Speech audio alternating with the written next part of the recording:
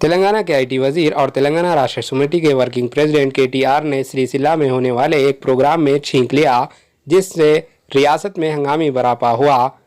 बाद में केटीआर ने तस्दीक की कि इसकी वजह एलर्जी थी, जिसकी वजह से वो कई दिनों से मुब्तला थे।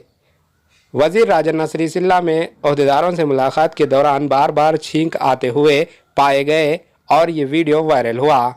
कोविड-19 के केसों में दिन ब दिन इजाफा होने के साथ ही बहुत से लोगों ने वजीर से इनकी सेहत के बारे में पूछ-गछ शुरू कर दी।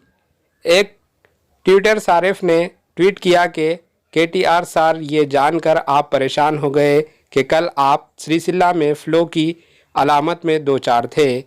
केटीआर का कहना है कि मैं बिल्कुल ठीक हूँ।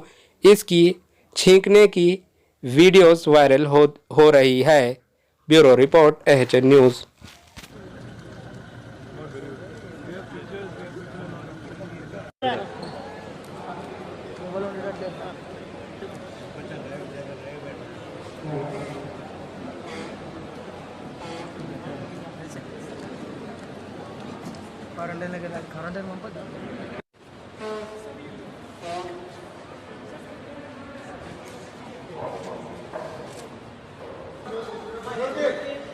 हमारे एएचएन न्यूज़ को सब्सक्राइब करिए ताकि आपको नोटिफिकेशंस आते रहे वक्त पर।